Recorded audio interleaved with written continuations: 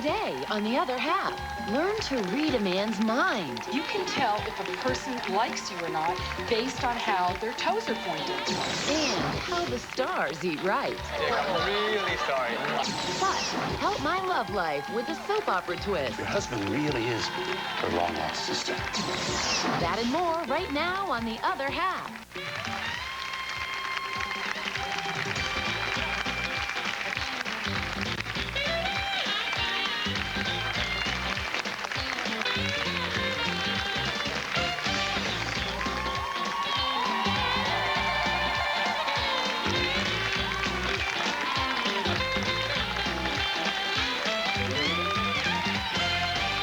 Here they are, the other half.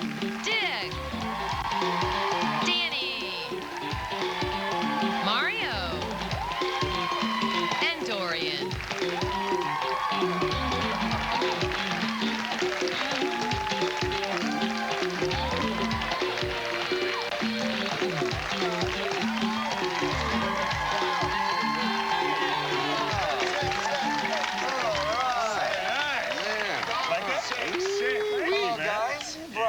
I would stop in the... Ladies, welcome to the show today. I want to start off by talking to the ladies for a second. Good idea. Oh, I think it's safe to assume, right, that every woman at one point wants to settle down and have a family. Well, not necessarily have a family, but eventually settle down. Sure. And, of course, settling down is one thing, but settling on who it's with is quite another.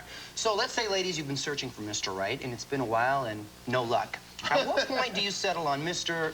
Okay, he'll do? At what point do you guys think? Let me pose this question to you. The fantasy is we all have, whether you're a man or a woman, you're always going to end up, let's say it's a woman, right? It'll be tall, dark, handsome, they'll be 8 feet tall, and they'll treat me kindly and love me and will raise children. Somewhere along the way, you just fall in love with somebody who doesn't fit that bill, and it works. That's exactly it, Dick. I think you have certain pictures in your mind or you have certain lists, but you can't help who you fall in love with. Right. Well, I think it's for women, and this, I'm just guessing on this one, because I'm going with a woman's point of view on this, and I don't really know. I think you have Prince Charming in mind, and eventually, if you don't find him, I would think the biological clock would start ticking a little louder. You want to have a family, you want to have a kid, maybe you start changing parameters. I don't know. I know some friends of mine. I don't think it's anything to do with the biological clock. Just as you get older, it just becomes real simple as far as what you really, truly want. You think you want all that stuff, and you get it, and you find out that ain't happiness. You know what's just make me happy and make me think. That's it. The thing is different when you get older is it's what's inside. Yeah, exactly. When you're a kid, you're all into what do they look Well, like. that's exactly it, Dick. I think when you're younger, you have certain priorities and you have your list change. I think, okay, I want this, and I think just being hot is on top of that list when you're younger. As you get older, you want, you know, more stability. When I was single, I would change my requirements in the course of an evening. Like at 10 o'clock, I have got to have that hottie. I've got 2 o'clock in the morning, and they'd yell last call. I'd go, okay, is that girl still breathing? I'll take her. Is that a girl? I'll take her. A couple times I've been iffy on that one. I think ladies, too. Well-known fact. Not thinking for you ladies, but I think women tend to, wait a second, tend to look for the BBD a lot more often than the guys do. And if those of you not familiar with the BBD, of course, the bigger, better deal. Right. Sure. And that can mean a lot of things. Yeah, so don't you think women are more at fault of waiting around for the BBD than men are? You know, I don't know. I think everybody does that. When I was single a long time ago, but if I had a steady girlfriend and another girl seemed to be digging on me a little bit, I'd stay with this girlfriend until I was sure she was going to be interested. Oh, you're right. I think absolutely. I think guys are way more notorious for that. They're looking for, it's always the other thing that I don't have right now. Right. You know what I mean? The grass is greener on the other side. I think we got some ladies in the audience who like, wow, we got a lot of ladies in the audience who like to talk about this. Yes, ma'am.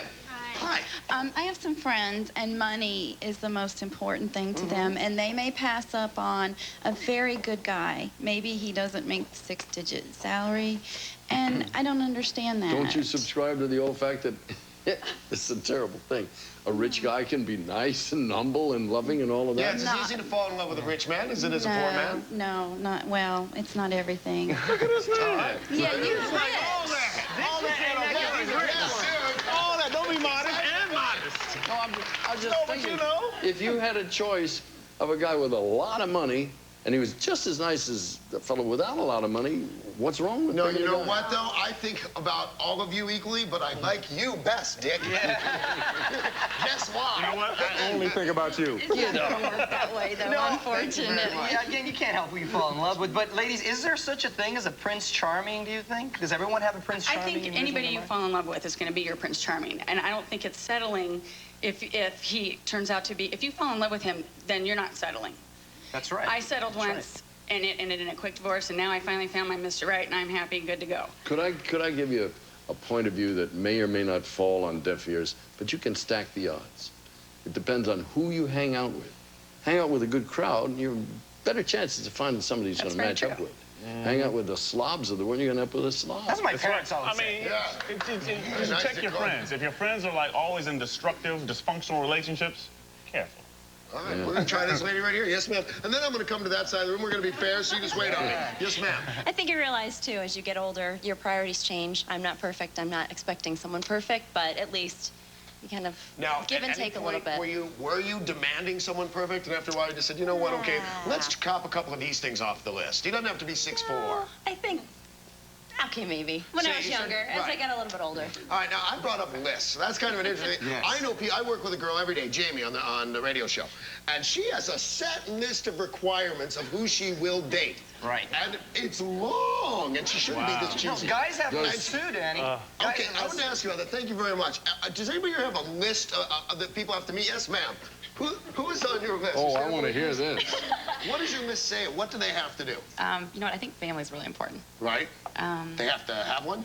Well, they have to have a strong family background. Okay. That's really strong. I think you can come from dysfunction and bring dysfunction into a marriage, and that's What about big money? mistake. He has to make so much money or haven't had a job for this It'd be long? nice. Yeah, but I mean, is your list, let's say you have a list with 4 things on it, and if he doesn't meet one of them, is that guy out? Yeah. Wow, that's hard. It's a little bit. Some of these women, the lists get into the teens. Yeah, oh, they do. Jamie's list, my friend, forever. Yeah, Jamie, Well, forget list of about 4 it. is nothing. How long's your list? Oh, I listen to Jamie in the morning, too. That's a long, spooky list. Thank you very much. Yes, ma'am, right here. I just don't know how Prince Charming got to be the ideal. Prince Charming was a manipulative liar, and he used charm to get what he wanted. Did you date Prince Charming? I did. She And knew I him just think, intimately. I think that the right man presents you with the best of himself and the worst of himself and says, is that right for you? What did and Prince that's a Charming do keeper. to you? What are you doing? You seem just a little upset with Prince Charming. What happened? Been there, done that, found a real person who was honest with me about everything that he had to offer and didn't have to offer, and that's better. To know That's what you're called getting. honesty. Yeah, I think that's the key thread. I mean, women just be 1,000% honest. That's it. Is there a general consensus, ladies, of what makes a perfect guy? Do all the ladies in this room at least agree on a certain Who thinks they have an idea of what makes a perfect So, guy? like You what wanna are the hear? top 3 things or 4 things, would you say? The Anyone top want- list around here is that it's you. Oh, we got more people. Yes, ma'am. You want to make sure they have the same goals as you do, whether it's family or work related. You want to make sure that at least your goals at some point are going to be in line. And there's, sense of humor. That may not be some of the things you think about when you're younger, but again, we talked about it as you get older. But what if you miss a really great bet on that? Like, for example, my wife, who I've now been married to for 12 years, her main requirement has always been she goes to church every Sunday. There's a Bible study at my house on Fridays. That's always been her life. When I met her, my biggest goal was to not go to jail that week.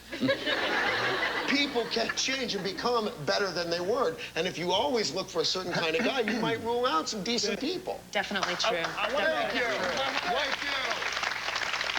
How important are looks and money? Ooh, good question. Yes. How How important are important are looks and money?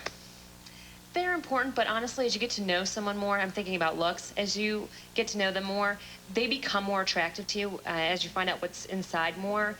And money, the person has to have the goals, and they have to have ambitions, and a job, but it doesn't necessarily have to be the highest paying job. What's your name? Dana?